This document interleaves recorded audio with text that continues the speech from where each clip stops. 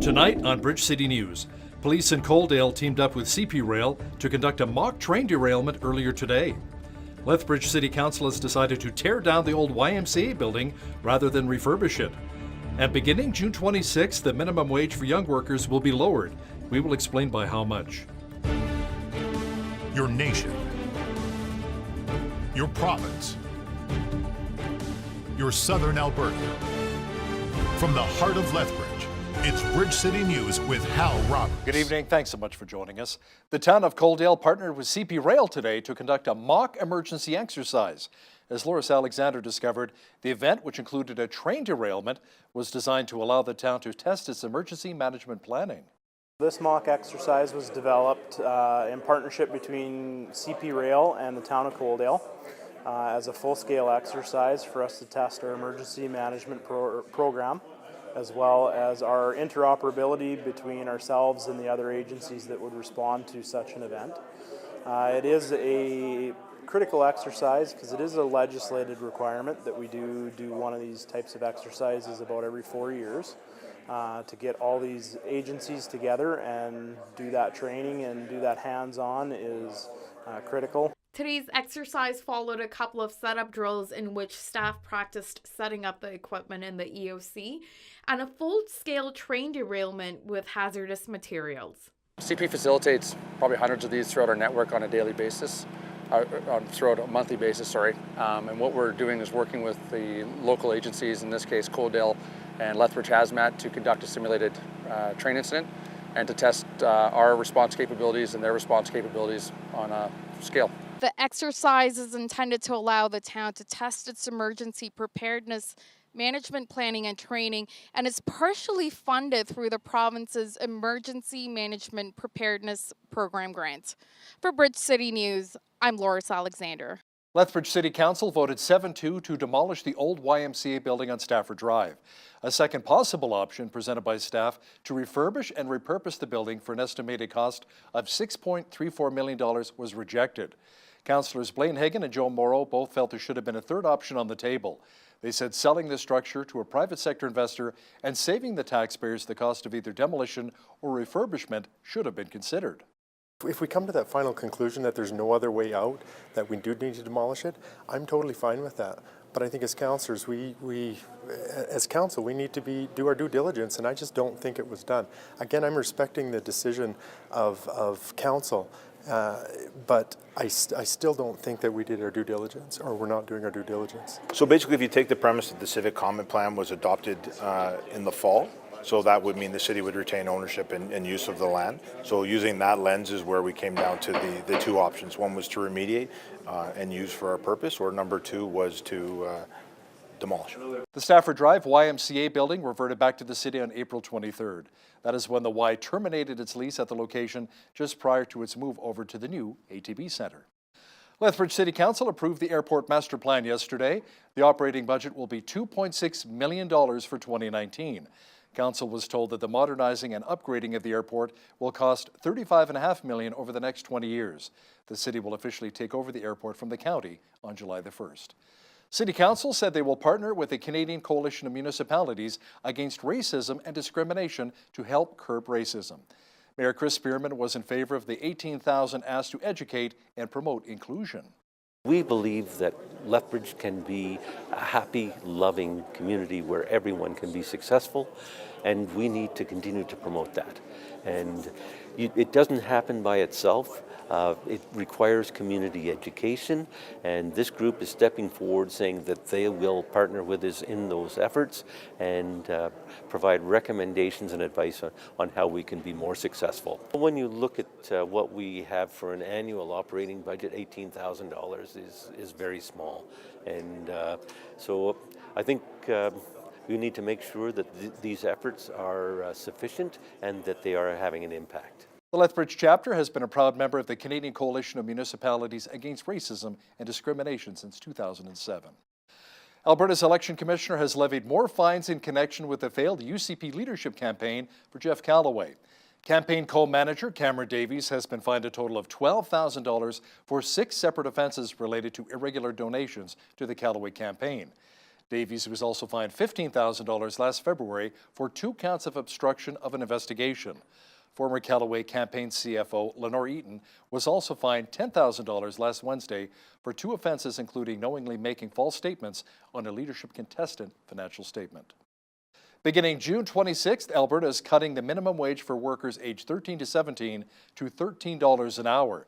The old rate introduced by the NDP was $15. It's part of a bill introduced by the UCP that, if passed, would also make changes to overtime, holiday pay, and votes for union certification. The $15 rate, the highest in Canada, would remain in place for everyone else. Premier Jason Kenney said the deal still gives a good wage to young Albertans and would allow more businesses to hire young people. Lethbridge MP Rachel Harder has teamed up with a BC school bus driver to launch an e-petition in support of mandatory seatbelts on school buses. Gary Lilico was motivated to get involved following the death of Jennifer Noble, who was killed in a school bus crash in Alberta 11 years ago. In a statement today, MP Harder had this to say: "Currently in Canada, school buses are not required to have seatbelts, which means our children are without adequate protection if the bus were to roll or be in a collision. Mr. Lilico and I are calling on the federal government to take preventative action and put our children first by ensuring seatbelts are installed on every school bus." The link to the petition can be found on the Bridge City News website, and the deadline to sign the petition is June the 8th. For the first time in history, the Alberta Students as Leaders Conference was held in southern Alberta. Hundreds of students from around 80 schools across the province gathered at Chinook High School to further develop their leadership skills. Ainsley O'Reilly had a chance to sit in on some of the activities taking place. From May 26th until today, Chinook High School has been buzzing with school spirit. The Alberta Students as Leaders Conference takes place every year, and for the first time ever, it's in southern Alberta. Students break up into groups, hear motivational speeches, and were even treated to musical performances. They are just so excited to be here. The energy when you walk into our gym while they are doing a cheer or a flash mob or even just listening to some of our presenters is incredible. They are exhausted. It's been a busy couple of days, but they are so engaged and they are so excited to be here. On Monday night, the students heard from a Lethbridge couple who appeared on The Amazing Race Canada. The message is just everybody is capable. You can turn your obstacles into opportunities, make the most of life. And I know that when I was in high school, I wish someone would have told me directly, it gets better. It always gets better. Excited to have leaders from all over Alberta come to Lethbridge today. It's super, super exciting. And we want to be part of the developing leaders of the future. And I wish I had something like this when I was a child, that it could help me develop my leadership. And with good leadership, we can turn our world in a good way. I think we want to teach some lessons of resiliency and growth and create connections here. And we're building bridges. The theme is building bridges, and we want to help them build bridges in their personal lives and in their relationships. One thing's for certain, the students are already pumped for next year. For Bridge City News, I'm Ainsley O'Reilly. Flags, floats, and performances were out in full force at Coalbanks Elementary School today. They held their first ever school-wide Latin American Carnival celebration. Unique to the school is a Spanish bilingual program for kindergarten to grade 3 students. The displays and performances were presented by all of the 4 classes. Carnival is a big celebration throughout Latin America. Almost every single country will do a Carnival celebration or some kind of like a national party. Every classroom is representing a different country, and everyone's made a float or they have some kind of representation for their country. And we've got the music. We're trying to have that atmosphere of party, like this is fun, go big or go home. A new program of Lethbridge Family Services aims to extend those services to naturalized Canadian citizens. The new initiative, called Supports for Newcomer Integration, is designed to extend services to new Canadians who are no longer eligible for settlements funded by the federal government. Charlene Kokin with LFS says the new program helps newcomers get settled in.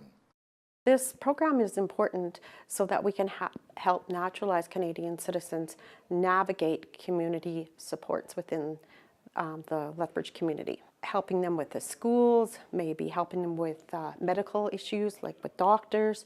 It may be helping them with AISH or Alberta Works. Also, it may be just helping them find a job. Also, it may be they may want to sponsor another partner outside of Canada. The program was funded through a grant provided by the Alberta government. It is the world we live in today. Everyone is online. Businesses today are taking advantage of the digital world and using it to market their products. The Lethbridge Chamber sponsored a social school today at the college where people could gain valuable tools to reach their audience. According to the organizers, there is a certain strategy involved. You know, so many of us are wondering how to get seen. We're starting on social, or we're starting to use more of the business-friendly tools at our disposal, but we still feel like we're kind of scrambling or knee-jerking our way through it. So we really like to take businesses back a few steps and start with a strategy that makes it, you know, sustainable, but also fun and high converting and just worth their time and effort on social. And we try to be the how-to people. So it's less about inspiring and it's more about here's how to do it. The social school is based in Calgary and travels around the province, educating students on how to become more social media savvy. The Alberta Coroner's Office is investigating the death of a woman found inside of a charitable donation bin in Medicine Hat. Medicine Hat police and EMS personnel found the unconscious 39-year-old woman trapped in the opening of the bin yesterday. Calls to remove or fix clothing donation bins intensified in January when a woman was found dead in a container in Toronto. That was a week after a man died after being trapped inside of a clothing box in West Vancouver. Manufacturer Rangeview Fabricating said at the time it would no longer build metal containers until it could come up with a safer design. Alberta fire officials say crews are making good progress in putting out hotspots around the town of High Level. It is still unclear, however, when the evacuation order for the community could be lifted. Officials say the massive wildfire has not spread toward the community, even though it has grown to over 100,000 hectares in size. They say crews are reinforcing fire breaks around the town in an effort to make it safe for the return of the 5,000 people forced to leave on the May-long weekend. They say the potential of extreme fire behavior will continue until there's a change in the warm, dry, and gusty weather. Prime Minister Justin Trudeau did not say much today as to when the new North American Free Trade Agreement would be ratified. He did say, however, that the trade pact between Canada, the U.S., and Mexico is a good deal for Canadians. We're looking forward to having great conversations as we move forward with the ratification process. We're going to be aligning ourselves very much with the pace of the American administration. But the deal as it is a good deal for Canadians. It's a great deal for people across the country. You know, when there's willing partners wanting to work together, in this place anything can happen. And that's what the challenge is that the government has a responsibility to advance a legislative agenda. So of course we want to advance it. And the opposition, when there is legislation that they'd like to see advanced, have worked with us to make that happen. When they want to deter the government from advancing legislation, they will do that at the expense of Canadians, which is unfortunate. Federal NDP leader Jagmeet Singh is not impressed with the new trade deal, saying it will harm Canadian workers. Foreign Affairs Minister Chrystia Freeland struck back, saying the new trade deal is the right agreement for Canada. This deal risks sending Canadian jobs out of the country and drives up the cost of medication. While progressives in the U.S. Congress pressure Donald Trump to improve the deal, Liberals race forward to ratify a clearly flawed agreement. This is great news for multinational drug companies, but bad news for families that are struggling to make ends meet. Democrats are actually working harder than Liberals are to protect Canadian jobs. So instead of helping Donald Trump, will Liberals work with American progressives to fix this deal? Hear, hear. The Minister of Foreign Affairs. Mr. Speaker, let me urge the leader of the New Democrats, who allegedly speaks for working people, to talk to some actual Canadian workers, because that is what I do every day. And let me tell you, Mr. Speaker, Canadian workers are delighted that we have secured continued privileged access to the U.S. market, and they are delighted that we have succeeded in a full lift of the 232 tariffs on steel and aluminum. Conservative MPs attacked the Liberals for including Unifor in a panel to determine which media outlets would qualify for almost $600 million in federal aid. Mr. Speaker, the Prime Minister's decision to appoint Unifor on his panel to determine eligibility for a $500 million media bailout package has destroyed this process's credibility. Unifor is a highly partisan group with very aggressive and partisan goals. They have made it clear that their objective is to help Liberals win the next election. And yet the Prime Minister has decided to appoint this group to the panel. Will the Prime Minister just openly admit that he's stacking the deck in his favor? favor. Mr. Speaker, again, this is a dangerous game. The Conservatives are saying that or the journalists can be bought in our country, and we strongly disagree with that, Mr. Speaker. Our journalism is one of the pillars of our democracy, Mr. Speaker. We should be there to support them instead of attacking them like the Conservatives are doing. The governor of Oklahoma, Kevin Stitt, surveyed the damage left behind by Saturday's devastating tornado, saying it was a miracle more people were not killed.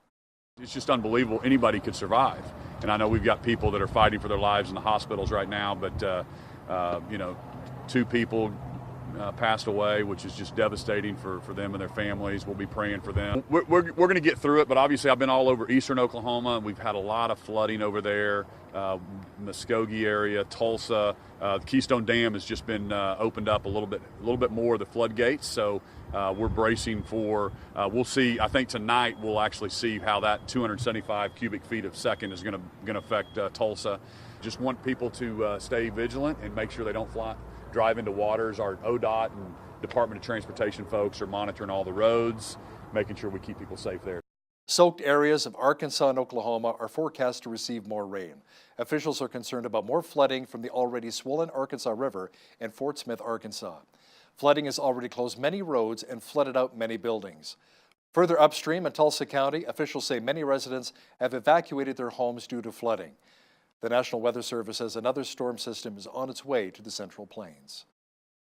A man carrying a knife in each hand attacked a group of schoolgirls waiting at a bus stop just outside of Tokyo. He killed 2 and injured 16 others before killing himself. 両手に刺身包丁1本と2本持って立ってたっていうのは言ってたよね。でその後自分でどっかを切りつけて倒れ込んじゃった。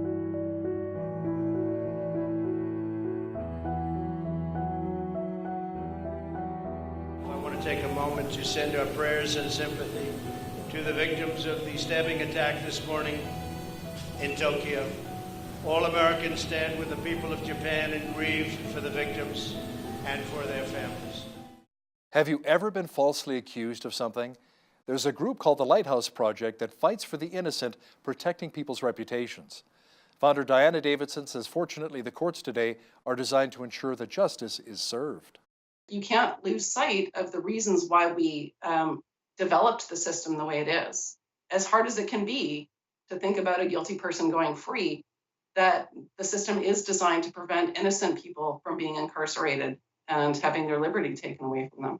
Catch my full interview with Diana Davidson from the Lighthouse Project discussing how they assist people who've been falsely accused. That's coming up in the second half of our show. We had lots of sunshine again today, nice and warm, and the mercury will be climbing even more this week. Full weather details are coming up. Lots of sunshine and warm temperatures again today. Tonight mainly clear with a low near 6 degrees. Tomorrow lots of blue sky and a high near 26. Pretty much the same picture on Thursday and Friday. Saturday 28 degrees. And Sunday it'll feel even more like summer with a high near 31 expected. Monday, a mixture of sun and cloud and a high near 23. Looking at the almanac, the average high for this time of year is 20 and an average low of 6. The highest temperature on this date was recorded in 1986 at 33 degrees, and the record low was -5 in 1947. Sunrise was at 5:32, sunset at 9:25. Let's see how tomorrow's shaping up across the country now. Victoria will be mainly sunny at 19. Just a few clouds at 20 is expected in Vancouver. Sunny at 27 for Calgary on Wednesday. Sunny and a balmy 32 degrees for Edmonton. Sunshine at 29 for Regina tomorrow. Saskatoon will also be sunny and should see a high near 30. Just a few clouds at 28 degrees for Winnipeg. Mainly cloudy and 16 for Toronto. Ottawa will have a mixture of sun and cloud and a high near 19 tomorrow. Montreal will be mainly sunny at 21. In the Maritimes, Fredericton, New Brunswick will have showers at 11.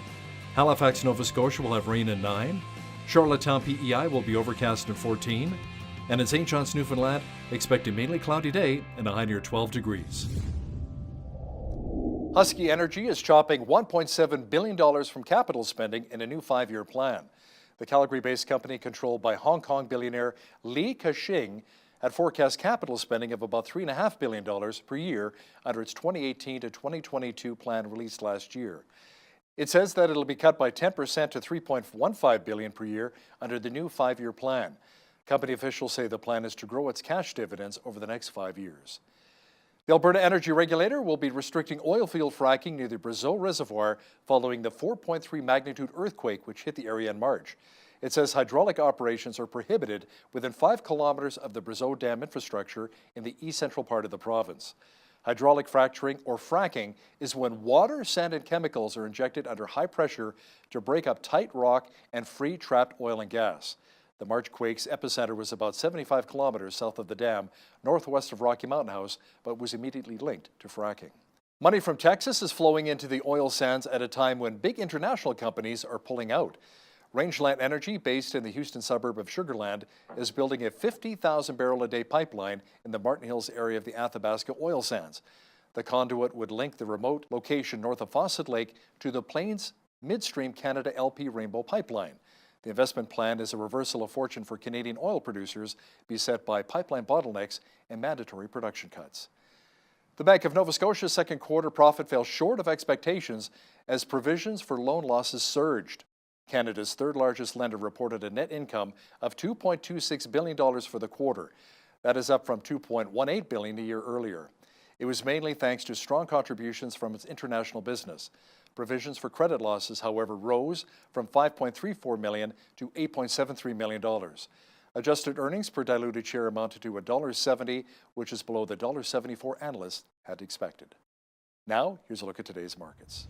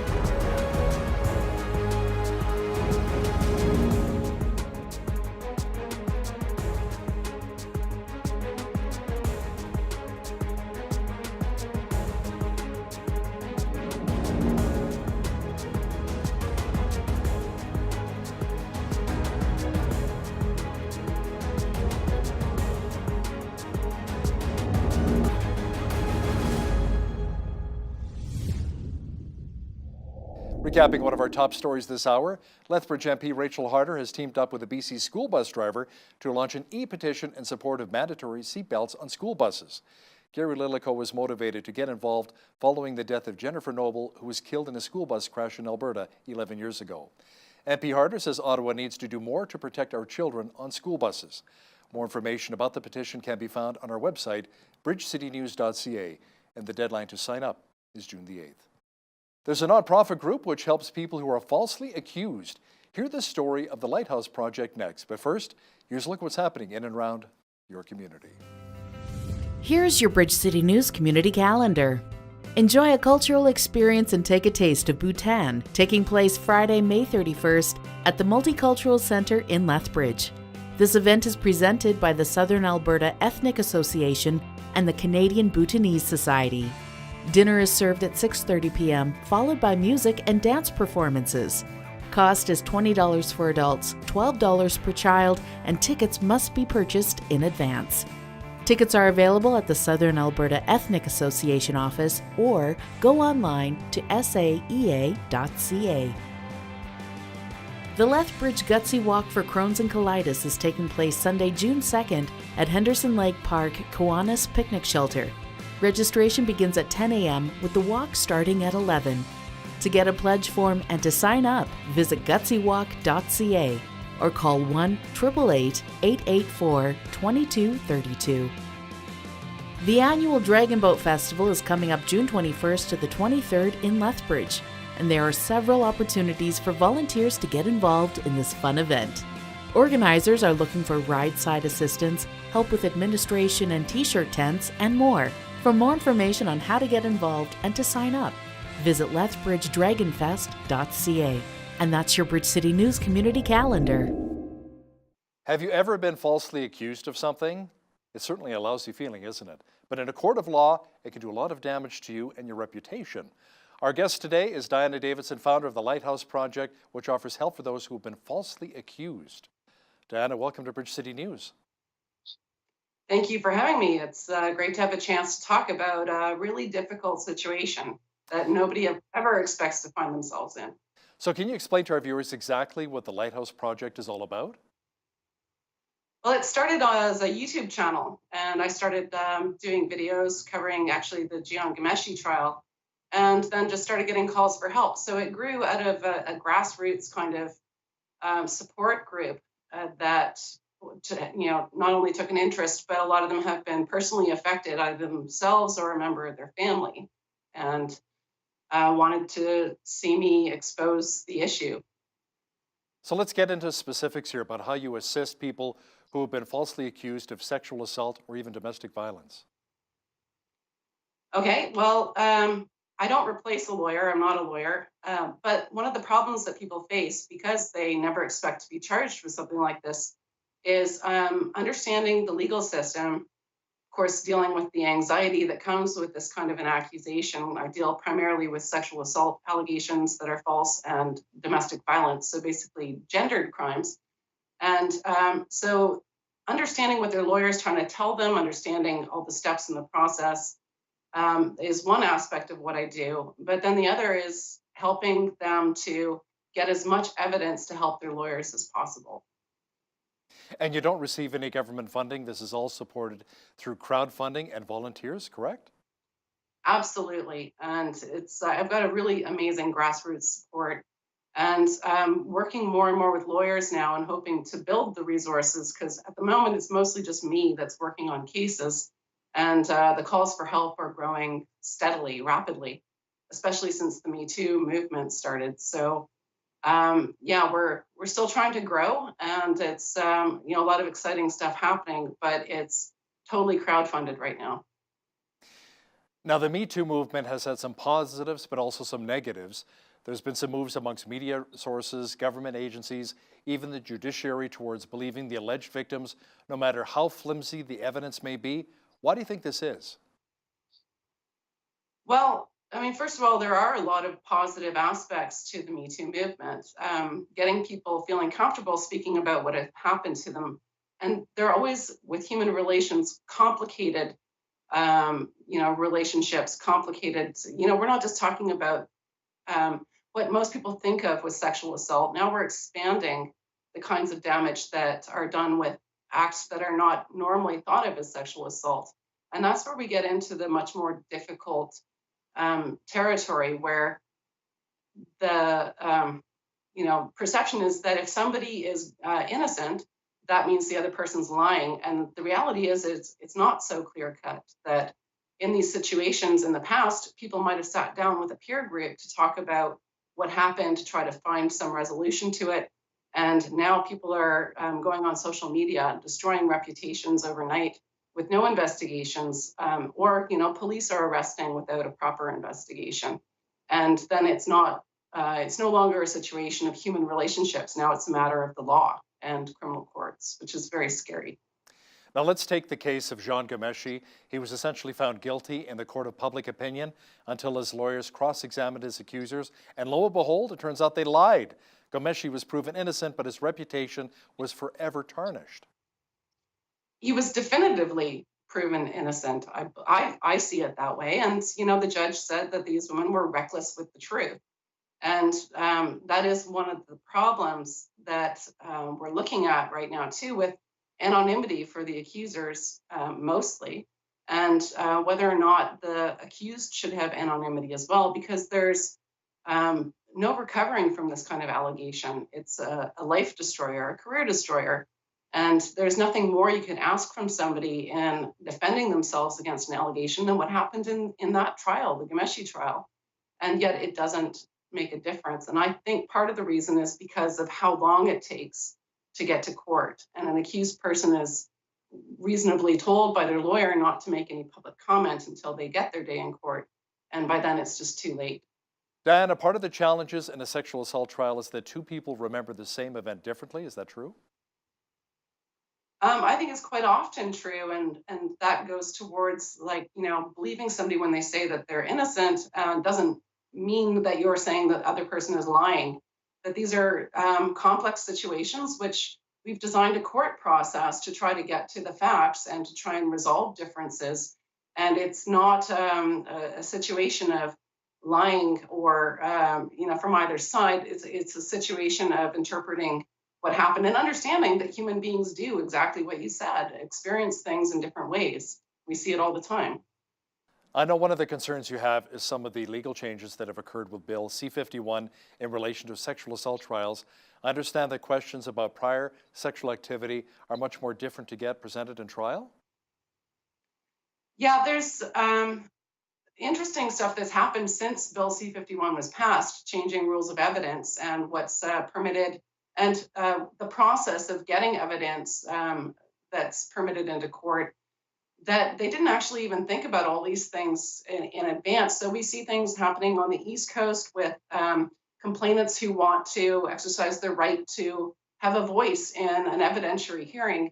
And they had to determine, well, how much notice do they have to get? That's not in the bill, right? So they applied stuff from another section, 278. So now 60 days notice so that a complainant can get legal counsel and exercise their right to have standing in court. Well, it used to only be a week, from my understanding, from what lawyers have said. So this is a huge difference that immediately took effect on every trial. And it wasn't dealt with. And when they created the law, they didn't think about all the secondary things that needed to be addressed. And then now we see in an actual high profile case, the Boyle case, where this complainant has exercised that right. She's been unhappy with the verdict, allowing some of the evidence, and then gone to appeal it, which slows the process down even more at a time where Canada's identified that we have a problem with how fast things or how slow things take, how long it takes to get it to trial, where cases are being dismissed because of that.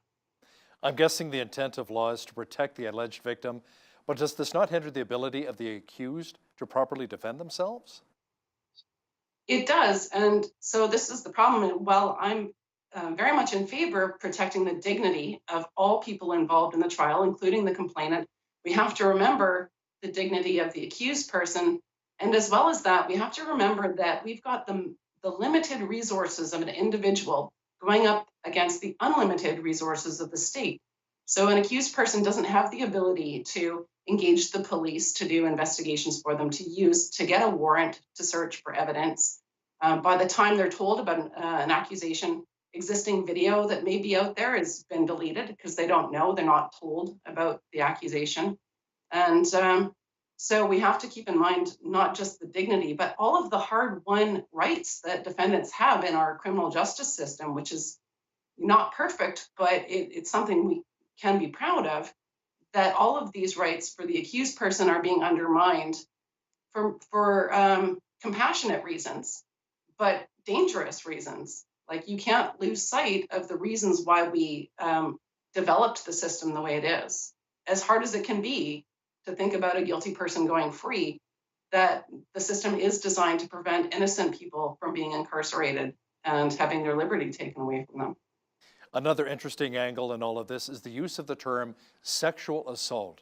It seems that we now lump something like an unwanted kiss into the same category as a violent rape, calling them both sexual assault. Does that need to change?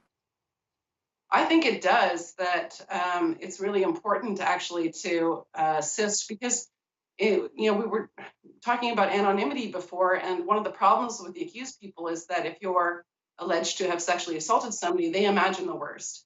And so recovery from that, it could be facilitated, and the public can understand what's going on in the courts better if we do go back to terminology like maybe using the word rape for a violent sexual assault, and then coming up with appropriate phrases to, because not everybody reads all the details of an article or an accusation. They just see those words and then they assume the worst. How about inappropriate conduct instead of maybe sexual assault? Would that work, do you think? Well, sexual misconduct kind of covers that. But of course, as soon as you get the word sexual, then there's this I find it interesting that we're constantly being told that there's a rape culture, that people don't take sexual assault seriously, when in fact you can see the opposite. That the word sexual in any kind of a charge against you is basically career destroying. People are losing jobs, and I understand the position of their employers before they've even had a trial, and they're supposed to be presumed innocent. And right at a point where they need their financial resources the most, all of a sudden, a lot of people are finding themselves unemployable.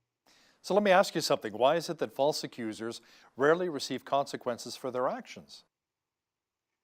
Well, there's actually some really good reasons for it. I'm not a big fan of the whole chilling effect explanation, because I don't think that a person who's lied about such an important, violation should, it doesn't have, somebody who's telling the truth shouldn't have to worry about the same thing because they're telling the truth. But of course, once somebody's being accused of lying about such a thing, they get the presumption of innocence. You have to prove it beyond a reasonable doubt. And as we mentioned, that there's lots of things where the person may perceive what happened to them to be a sexual assault, or they could have been convinced what happened to them was through peer pressure. And that's actually one of the reasons that women lie about rape, is actually just it becomes easier sometimes for them to accept their peers' interpretation. Or you end up with parents that can't believe that their daughter would actually have sex at whatever age they're at, and so they insist that this was non-consensual. Diana, any thoughts on situations like the recent Vice Admiral Mark Norman case, where we see big entities like the federal government using their power to withhold evidence and paint such a negative picture of someone who crossed their path? What really needs to change here? Well, it's a really good reminder of the power of the state against an individual who's charged, regardless of whatever the crime is. And that's actually an important reminder about why we have these protections and why the accused have all these rights. And, the Vice Admiral has a really large support group that people were happy to see him have the charges withdrawn.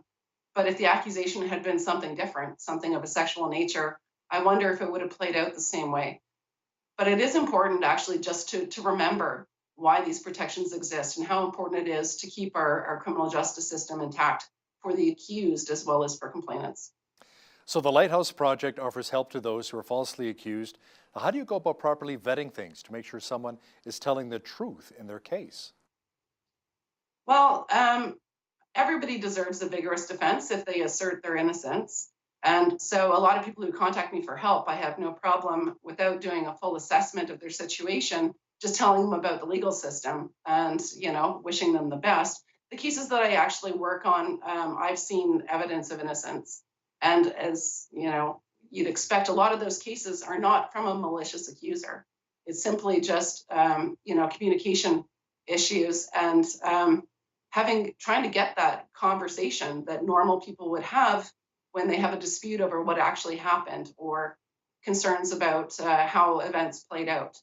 That the cases that I take on, there's certain things you get to see as well. So a person who's guilty, who's trying to get help to try and get out of something, to get away with it, will act a lot differently than a falsely accused person. So part of it just comes with experience, but primarily the cases that I actually work intensely on are ones where I've seen that evidence of innocence. So what's the big difference in maybe their personality, the way they're approaching you?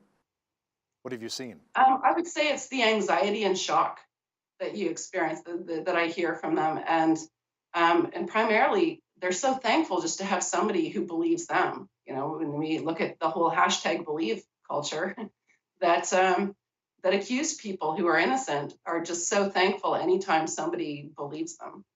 And, they are dealing with, a crisis, and having somebody who they can talk to who understands how this can happen to somebody. And there's, where there's smoke, there's no fire. And that I honestly understand how that can happen to them and help them deal with their, to some degree, there's an identity theft that goes on in some of these allegations too. You wake up one morning and somebody you maybe only knew for a few months has suddenly taken over your identity and is, transforming your entire life's work. which I think of like we make decisions every day, we craft ourselves. The older you get, the more time you put into trying to determine what kind of person you're going to be.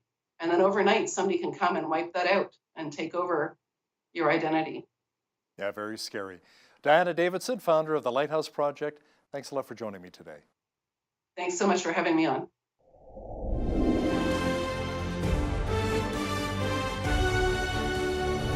Pretty much every Friday around the world, we hear the chorus of TGIF. Thank God it's Friday. What if we got it turned around a little bit in our heads and maybe shouted out TGIM, thank God it's Monday?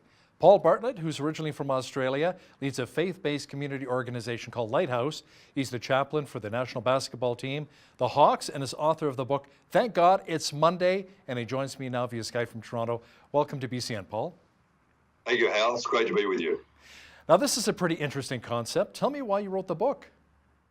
Well, I wrote the book for that very reason. I guess as a pastor of a church as well, I got sick of hearing Christians or watching Christians hashtag TGIF every week, because my thinking was, why would you as a Christian work all week long in a job you don't really like just to earn a bit of money to pay the bills and get the kids through school, just so you can enjoy Saturday your day and Sunday God's day? To me, it didn't make sense. I thought, surely we must live with purpose and go to work knowing that every day counts for God. So explain why Sunday isn't enough and why we should really even be more excited about Mondays. Well, I think across the world, the Western church has built the model around attraction or getting people to come to us. And I can tell you globally, not just in Australia, but in Europe, right throughout Canada, the stats of church attendance are on the decline. And I really believe that if we're truly going to transform our community, then in fact, we've got to teach people that when they go to work, they're actually fulfilling God's call upon their life.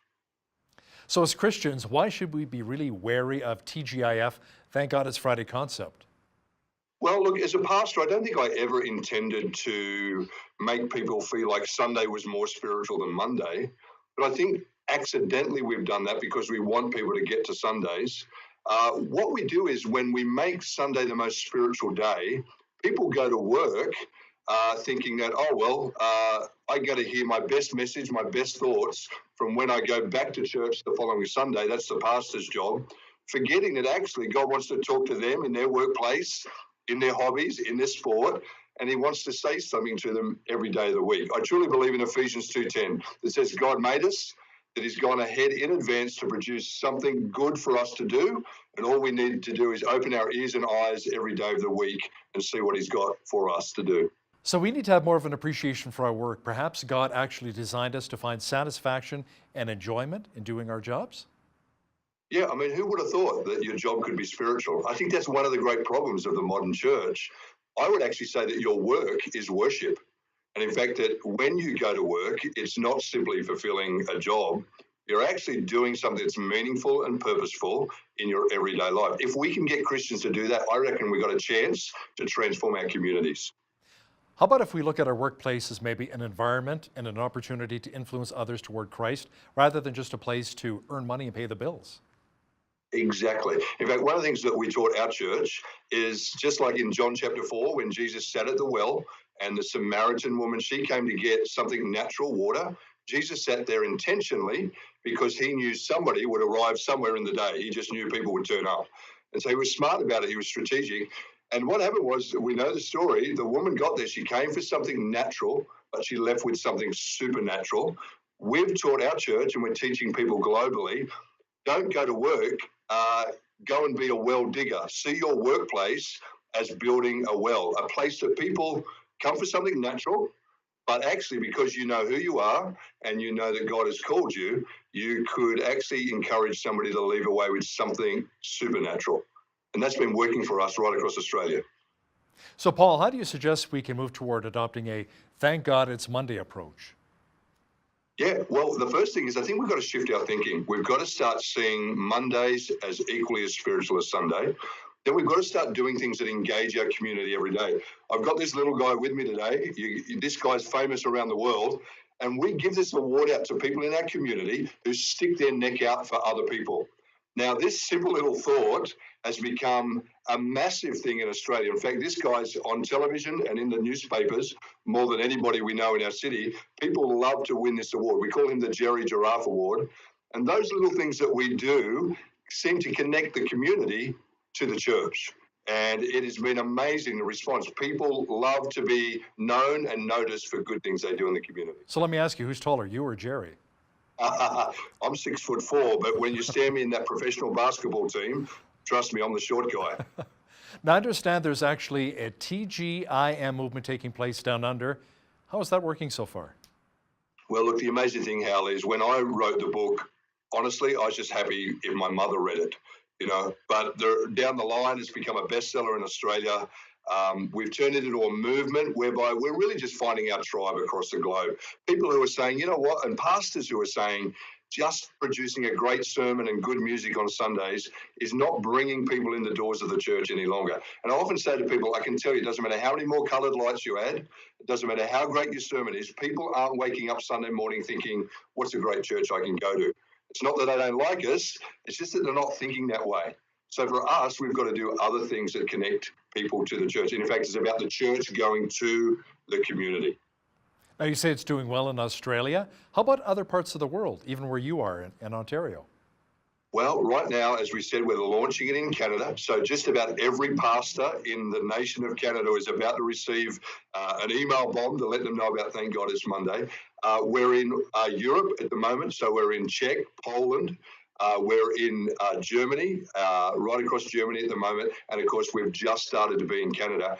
And I can tell you, I've already met with a few pastors just in the last few days, and they are absolutely excited. They're resonating with the message that church cannot be about a place that you go.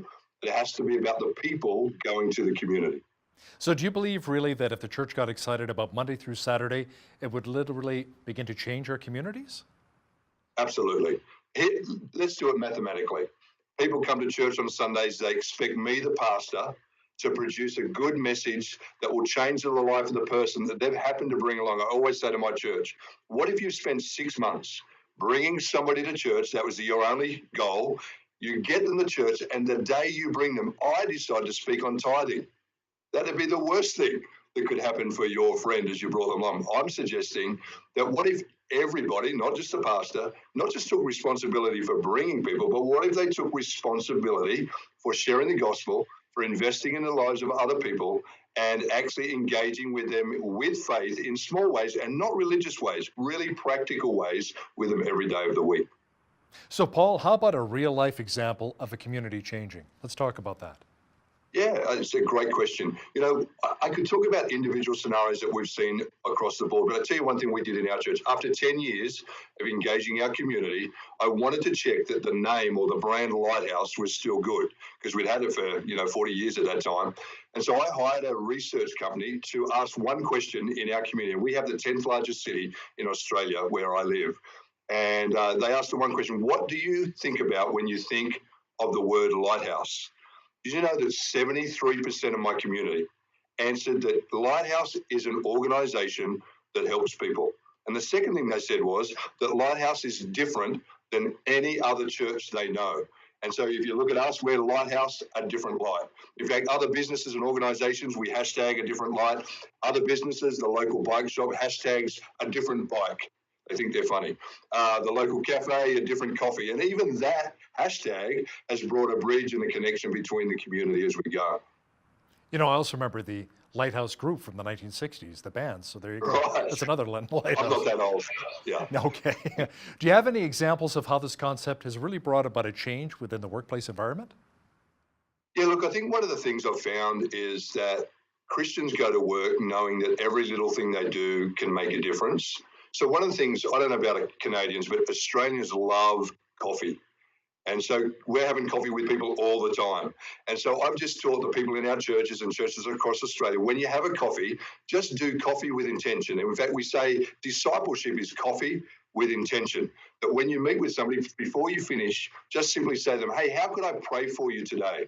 You know what? I never meet with anybody that's not a Christian where I have coffee where I don't say, how can I pray? I've done this hundreds and hundreds of times, and I've never had a single person ever say no.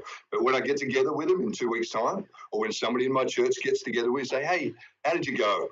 And the response is always, well, it's funny you should say that. This has changed. That has happened. I can't believe how this has gone. And it's been quite incredible to put the power of change and the power of faith back into the hands of the people, not just into the mouth of pastors.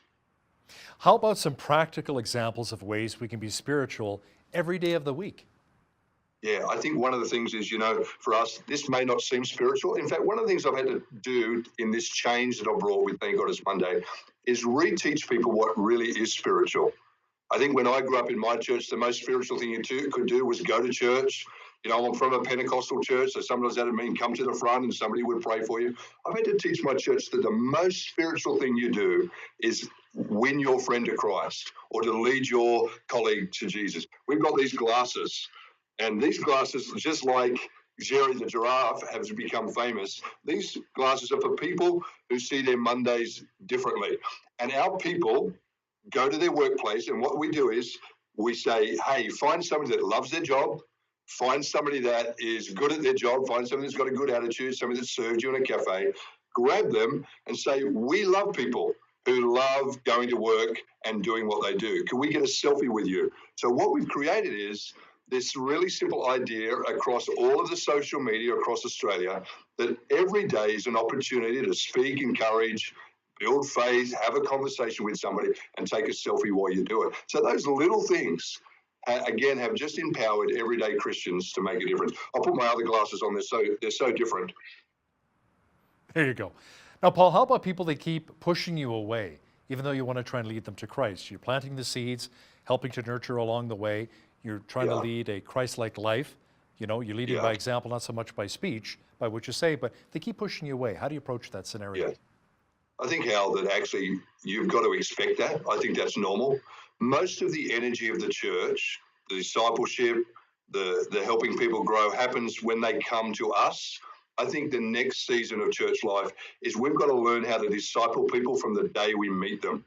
When I'm with the basketballers, I've got to tell you, I've been there 17 years, hanging out with really tall guys who can't get to church because they play professional basketball, who are interested in God and like talking to me, but don't see themselves in church on Sunday. And I had to make a decision when they push back, and they do, when they argue with me, and they do, and when they seem not interested in faith, and that happens a lot. My question is, am I committed to still having a relationship, still raising faith when the opportunity comes? And what I've realized is when I do that over a long period of time, they're more than willing to have the conversation. But if I quit after the first time they challenge me, they're not really interested in the conversation going any further. Now, you're the chaplain of the national basketball team down in Australia, the Hawks. Tell me about some of the Christians on the team.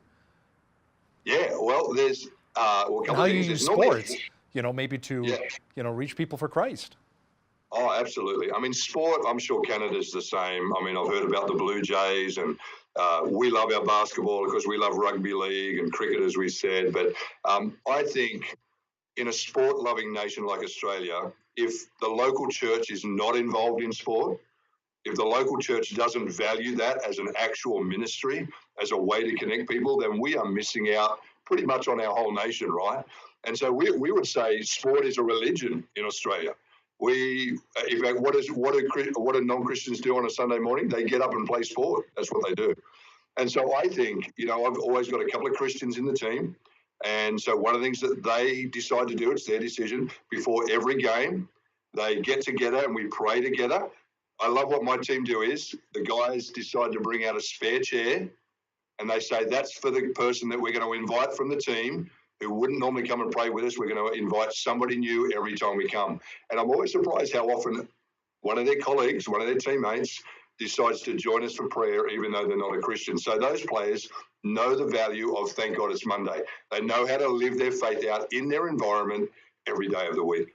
You know what I think is amazing as well, Paul, is when I'm watching football, like American football, Canadian football, and I see a player get injured, and teams get together, even the opposition teams, they all kneel in a circle around the injured player, and they're praying for him. Yeah. In unity. Yep. It's just so powerful and beautiful to see. And I think when it's authentic, when it's natural, and you have the trust and respect of the players, then they're okay for it. It's when it kind of comes in as a random thing outside of relationship where it feels a bit weird. So one of the keys to whole TGIM is really about investing heavily in relationships with people who are far from Christ, even if they don't agree with you. Paul Bartlett, author of the book, Thank God It's Monday. Thanks a lot for joining me today from Toronto. Thank you, Hal. It's great. Thank you. On behalf of all of us here at BCN, I'm Hal Roberts. God bless and have a great night.